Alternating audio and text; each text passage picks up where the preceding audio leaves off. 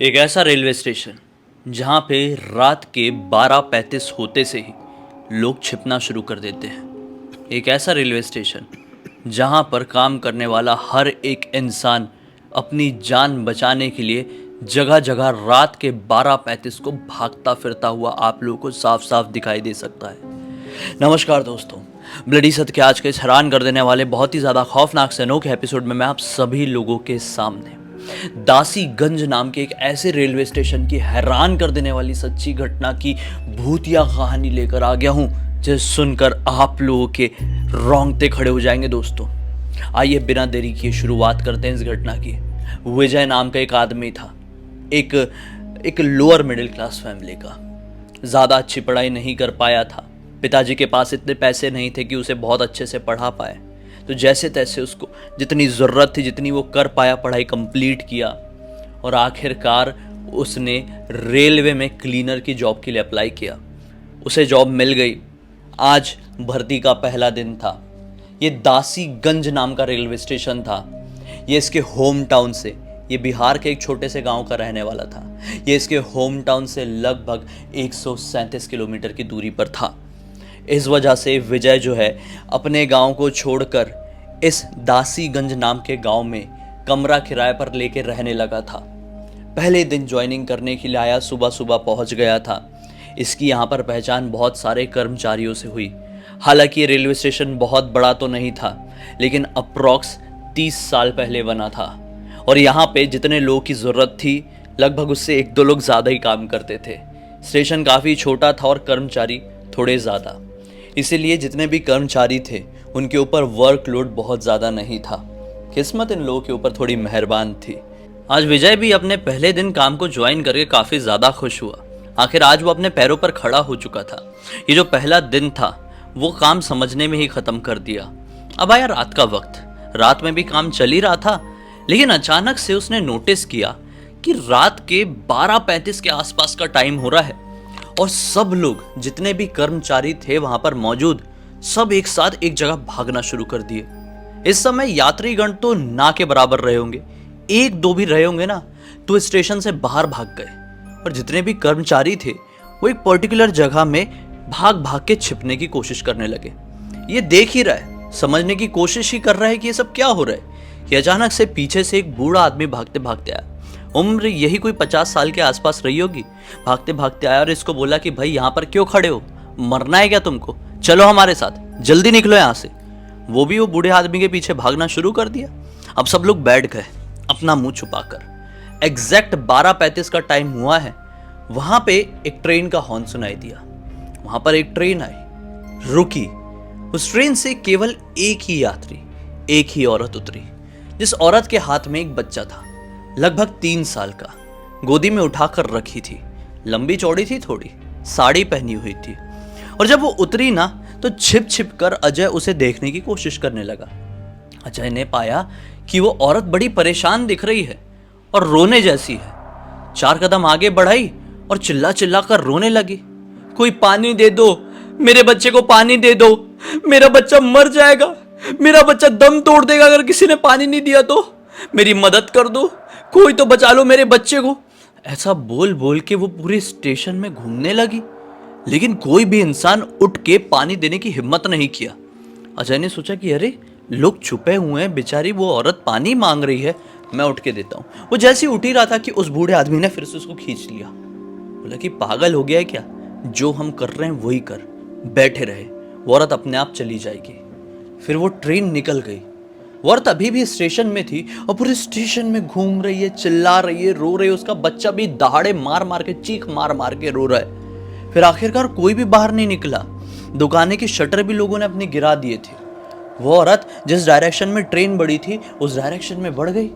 सामने था अंधकार और अंधेरे में अंदर चली गई। खुला एरिया था, मतलब जंगल वाला एरिया। अब जैसी वो औरत गायब हुई, वो ट्रेन गई, सब लोग यहाँ पे चैन की सांस लेकर उठे और फिर बाहर निकले और आपस में बात की कि चलो अब आखिरी ट्रेन आएगी, जल्दी जल्दी काम खत्म कर देते हैं। अब ये लोग सब लोग अपने आने वाली ट्रेन का इंतजार करने लगे। ये ट्रेन आई और सब लोग अपना तैयार वैयार होके, मतलब अपनी वर्दी उतार के, अपने कपड़े पहन के घर की तरफ निकलने लगे। ये भी चीजों में शामिल था, लेकिन अब तक शॉक्ड था कि हुआ तो हुआ क्या। अब जब सब लोग घर की तरफ निकलने लगे तो ये जो आदमी ने अजय, ये बूढ़े आदमी की तरफ बढ़ा। बोलता है कि आप लोगों ने ऐसा क्यों किया? मैं पानी देने के लिए उठ रहा था उस औरत को, आपने देने क्यों नहीं दिया? वो बेचारी कितनी परेशान लग रही थी, उसका बच्चा कितना रो रहा था, पता नहीं कहाँ जंगल की तरफ चली गई, बहुत गरीब दिखाई दे रही थी, उसको थोड़ा सा पानी देते तो क्या हो जाता, और हम लोग छुपे क्यों हुए थे ऐसा? मतलब काफी सारे सवाल एक के बाद एक उसने उस बूढ़े आदमी के ऊपर दाग दिया। बूढ़ा आदमी का नाम था दीनानाथ। दीनानाथ बोलता है कि देखो, ज्यादा सवाल मत करो, गरीब परिवार से हो ना, पहली ही नौकरी लगी है, पहली बार अपने पैरों में खड़े हुए हो, मत पूछो क्या हुआ, क्यों हुआ, कैसे हो रहा है। अगर जवाब बता दिया ना तो कसम खा के कहता हूं तुम आज के बाद से नौकरी में वापस आओगे ही नहीं। अभी हैरान हो गया, बोला कि ऐसी क्या बात है? बोले जाओ, बूढ़े आदमी ने फिर से बोला जाओ अपने घर की तरफ, आराम करो, सुबह समय पर पहुंच जाना। शॉक्ड था, वो घर की तरफ निकल जाता है, वो भी अपनी वर्दी उतारता है, कपड़े पहनता है। ट्रेन तो आखिरी वाली जा चुकी थी, अब जो अगली ट्रेन आनी थी सुबह के 7 बजे आनी थी, तो घर की तरफ निकल गए। अब ये जाते जाते पूरे टाइम यही सोचते रहा, रात भर सोचा, फिर 7 कब बज गए सुबह के पता ही नहीं चला। सुबह 7 बजे फिर नौकरी पे आया, और अब पहले दिन का जो ये काम समझा हुआ था उसने दूसरे दिन वो सारा संभाल लिया। मेहनती था, समझदार था, सारा काम करने लगा, और पता ही नहीं कब रात के 12:35 हुए, और आज फिर से सब लोग उसी डायरेक्शन में भागना शुरू कर दिए। 2-4 यात्रीगण थे, वो भी स्टेशन से बाहर भाग गए। फिर इसने देखा कि सब लोग भाग रहे तो मैं भी भागता हूँ, ये भी भाग के छिपके बैठ गया। फिर से ट्रेन आई, फिर से वही औरत उतरी, वही साड़ी पहनी हुई थी, वही बच्चा गोद में ली थी, बच्चा उसी प्रकार से रो रहा था, और वो उसी प्रकार से तड़प तड़प पे बार बार पानी दे दो, मेरे बच्चे को पानी दे दो, मेरा बच्चा मर जाएगा, यही चिल्ला रही थी। चिल्लाते चिल्लाते पूरे स्टेशन में घूम रही थी, 10 मिनट तक घूमती रही आज भी, लेकिन किसी की मजाल हो जाए जो उठ के अपनी जगह से उसे एक पानी का घूंट भी पिला दे। ट्रेन निकल गई, फिर औरत वापस से बिल्कुल पिछले दिन की तरह, पिछले रात की तरह उस अंधेरे रास्ते की तरफ बढ़ गए।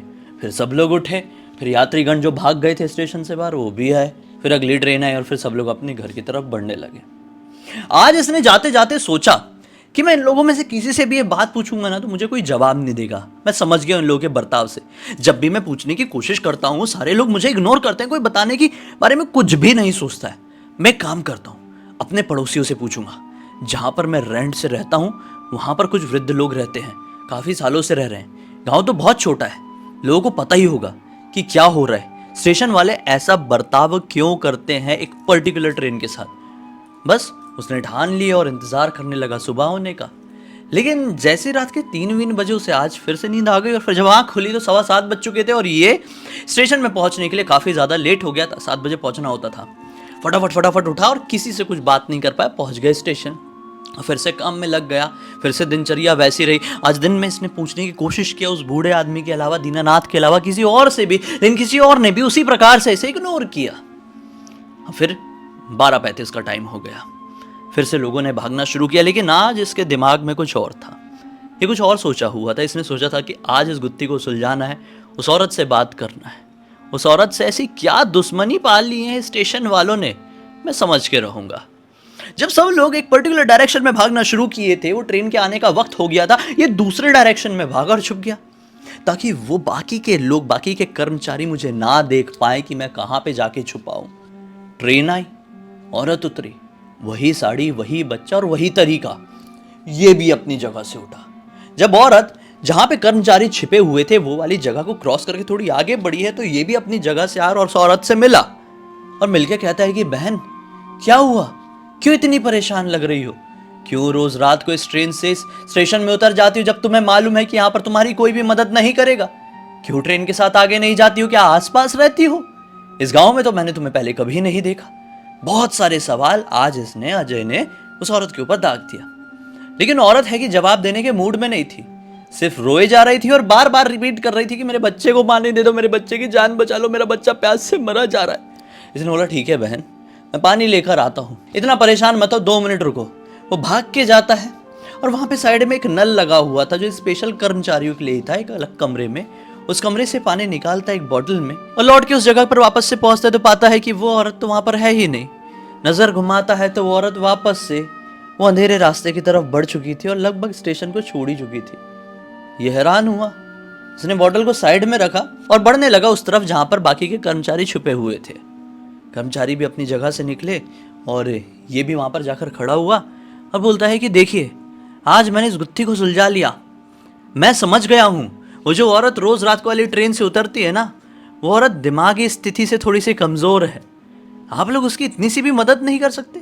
अरे क्या डरते हो, बेचारी थोड़ी सी, मतलब उसकी समझने की क्षमता कम ही है ना, कुछ जान से तो नहीं मार डालेगी हमें। पानी तो मांग रही अपने बच्चे के लिए, क्यों पाप के भागीदार बन रहे हो? मैं देने के लिए गया था, पानी, भाग गई बेचारी। देखो आप लोगों के बर्ताव की वजह से। बूढ़ा आदमी भड़क गया, बोलता है कि देख भाई, तुझे नहीं समझना है तो मत समझ। तुझे बार बार एक ही बात नहीं समझाएंगे। तुझे अपनी जान प्यारी नहीं तो हमें कोई फर्क नहीं पड़ता, लेकिन हमें अपनी जान बहुत ज्यादा प्यारी है। ठीक है, अभी काम संभाल, आखिरी ट्रेन आने वाली है, घर की तरफ निकल जाना। आखिरी ट्रेन आई, सब लोग अपनी वर्दी बदले घर की तरफ जाने लगे। और आज ये समझ गया था कि गुत्थी क्या है भाई। वो औरत बहुत परेशान है, उस चीज को समझना है, उसको उस चीज को क्रैक करना था। अगली रात का इंतजार करने लगा। दिन में आया, सारा काम किया और फिर आज 12:35 हुए। फिर आज सब लोग अपनी अपनी जगह पर छुपे और वापस से आज ये दूसरी जगह पर जाकर छुप गया और सोचा कि आज जहां भी वो औरत जाएगी उसका मैं पीछा करूंगा, देखूंगा कि कहाँ रहती है, क्या तकलीफ है, जो हो सके मदद करने की कोशिश करूंगा। बेचारी बहुत गरीब समझ में आती है। सब लोग जाकर छिपे, ये भी छिपा, ट्रेन आई, औरत उतरी, चिल्लाई। अब औरत आज भी अंधेरे की तरफ बढ़ने लगी और ये अब अपनी जगह से उठा। फिर धीरे धीरे धीरे धीरे दबे पांव औरत के पीछे पीछे पीछे पीछे जाने लगा। सब लोग देख रहे हैं कि अरे ये औरत के पीछे जा रहा है, पागल हो गया है क्या? वो औरत अंधेरे रास्ते में बढ़ गई और ये भी पीछे पीछे पीछे पीछे बढ़ चला। पीछे मौजूद सारे कर्मचारी छिप छिप कर देख रहे थे कि पागल हो गया है, ये गया आज। लेकिन नहीं, माजरा जितना ज्यादा आप खतरनाक समझ रहे हैं वैसा नहीं था। लगभग 800-900 मीटर आगे बढ़ी होगी औरत। ये भी दबे दबे पांव पीछे पीछे पहुंचा और पाया कि औरत एक जगह पर जाकर रुक गई। उसने नजर अपनी नीचे झुकाया तो क्या पाता है कि वहां पर एक आदमी मरा हुआ पड़ा है, खून से लथपथ। वो औरत ने उसके सामने जाकर जोर जोर से रोना शुरू कर दी, घुटने के बल बैठ गई और अपने बच्चे को उसके बाजू में लिटा दी। अब जो बच्चा इतनी देर से रोया जा रहा था, उसका रोना भी बंद हो गया और शरीर मानो उस बच्चे का अकड़ सा गया। वो औरत सिर पीट पीट कर रोने लगी। इससे सब कुछ देखा नहीं गया। विजय भागता हुआ उस औरत की तरफ बढ़ा और बोला कि बहन, संभालो अपने आप को, क्या हुआ इस आदमी को? क्या ये तुम्हारा पति है? और तुम्हारा बच्चा, ये कुछ सांस क्यों नहीं ले रहा है? सब कुछ ठीक तो है ना? औरत अब रोना बंद करती है, आंखों में लिए हुए अजीब से आंसू के साथ इस आदमी को देखती है, मतलब विजय को देखती है और कहती है कि देखो, आज तुम जैसे लोगों की वजह से मेरे पति ने और मेरे बच्चे ने अपनी जान गंवा दी। मैं पानी मांग मांग कर तड़प गई, किसी ने पानी नहीं दिया। मेरा मासूम बच्चा और मेरा निर्दोष पति आज अपना दम तोड़ दिए हैं। अब क्या करोगे? बहुत देर हो चुकी है। सिर्फ एक काम कर दो, अगली ट्रेन जो आने वाली है उस ट्रेन में हम लोगों को चढ़ा दो, ताकि हम लोग जिस गांव के हैं उस गांव में मैं इन लोगों के शरीर को लेके पहुंच जाऊं। ये सोचता है कि ये पॉसिबल तो नहीं है, लेकिन मैं अपने दम पर कोशिश करूंगा, कोई ना कोई डब्बे में इन्हें चढ़ाने की कोशिश करूंगा। बेचारी बहुत ही ज्यादा खराब हालत से गुजर रही है, पति मर गया है, बच्चा मर गया, सुनसान जगह पे बैठी हुई है। तुरंत ठान लेता है और बोलता है कि देखिए, अगली ट्रेन को आने में पूरा आधा घंटा बाकी है। मैं भाग के जा रहा हूँ, किसी को बुला के लेके आता हूँ, आप यहीं पर बैठे रहना, हम लोग आपको अगली ट्रेन में जरूर चढ़ाएंगे। ये नॉन स्टॉप भागना शुरू कर देता है। वो औरत वापस से बिलक बिलक के रोना शुरू कर देती है। स्टेशन में पहुंचता है, दीनानाथ के सामने पूरी बात बताता है। दीनानाथ से कह देता है कि आज देखिए, हमारी गलती की वजह से बेचारे 2 गरीबों की जान चली गई, एक छोटा सा बच्चा, एक आदमी। वो औरत तड़प तड़प के रो रही है, बेचारी बहुत गरीब है, उसको पानी की जरूरत थी, भूख से तड़प रही थी, हम लोग मदद नहीं कर पाए। आज एक मदद कर सकते हैं, उन लोगों को अगली ट्रेन में बिठा देते हैं, बेचारे पार्थिव शरीर को लेके चली जाएगी वो अपने पति और अपने बच्चे का। दीनानाथ भी सोच में पड़ जाता है, सोचता है कि अरे ऐसी बात है क्या, चलो मैं भी चलता हूँ। अब दोनों भागते हुए उस जगह पर पहुँचते हैं जहां पर औरत अपने पति और बच्चे की लाश के साथ बैठी हुई थी। देखते हैं कि वहां पर वो औरत तो मौजूद नहीं है, लेकिन वो आदमी की लाश और वो बच्चे की बॉडी वहां पर मौजूद है। वो सोचते हैं कि शायद औरत स्टेशन की तरफ ही बढ़ी होगी या फिर किसी और की मदद मांगने बढ़ी होगी। अगली ट्रेन आने का वक्त हो चुका है, हम इसे उठाते हैं, दोनों को ले चलते हैं। दोनों उठाने की कोशिश करने लगते हैं, लेकिन सच बता रहा हूँ, वो हिल भी नहीं पाते हैं। इतना सा बच्चा जो 3 साल का था, एक औरत गोद में लेकर घूम रही थी, दोनों मिलके जान लगा देते हैं, लेकिन उस बच्चे को उठा नहीं पाते। ये हैरान, बच्चे को छोड़ते आदमी को उठाने की कोशिश करने लगते, लेकिन टस से मस नहीं कर पाते हैं। कुछ समझ में नहीं आता है। ये दोनों एक दूसरे को देख के सोचने लगते, पसीना पसीना हो गए थे कि अचानक से एक हाथ जोर से ऐसा पीछे से आता है। किसको? दीनानाथ को। दीनानाथ जैसी पलटता है, दूसरा हाथ गले में और दीनानाथ हवा में। ये औरत ने लिटरली उस बूढ़े दीनानाथ को हवा में उठा दी थी। ये औरत लंबी चौड़ी कदकाठी की थी और दीनानाथ दुबला पतला छोटी हाइट का, हवा में उठा दी। अब जोरों की हवाएं भी चलने लगी थी, माहौल बहुत अलग हो चुका था। अचानक से विजय आगे बढ़ के बोलने लगा, क्या कर रही हो, छोड़ो उन्हें, बुजुर्ग आदमी है, कुछ हो जाएगा। औरत कुछ नहीं बोलती है और पूरी ताकत के साथ, मानो कि जैसे चौकस्लैम मारते हैं, पटरी में पटक देती है और सिर में इतनी बुरी तरीके से दीनानाथ को चोट आती है कि खून से लहू लुहान हो जाता है, खून बहने लगता है और उठने के काबिल नहीं बच पा रहा था। अब अजय दीनानाथ को आगे उठाने के लिए बढ़े तो औरत मानो कि उसके ऊपर भी वार करने लगे, विजय के ऊपर। ये सोचा कि क्या हुआ, हम तो तुम्हारा मदद करने आए थे ना, तुम ऐसा क्यों कर रही हो हमारे साथ। अचानक से औरत बोलती है कि मदद, अगर तुम लोगों को मदद करना ही था तो आज से 20 साल पहले किए होते। वो बोलता है, मैं कुछ समझा नहीं, क्या मदद किए होते 20 साल पहले, मेरी उम्र ही 26 साल है, मैं 20 साल पहले क्या मदद कर लेता। औरत बोलती है कि तुम नहीं, ये आदमी। आज से 20 साल पहले भी मैं इसी तरह से मदद मांगने के लिए आई थी, लेकिन उस रात, अब वो बताना शुरू करती है। 20 साल पहले एक ट्रेन इस स्टेशन से गुजर के आगे की तरफ जा रही थी। थोड़ी आगे जाने के बाद पता नहीं क्या सिचुएशन क्रिएट हुई कि ट्रेन अपनी पटरी से उतर गई। पटरी से उतरी और कुछ डब्बे नीचे पलट गए, जिसकी वजह से काफी सारे लोगों को गंभीर चोट आई।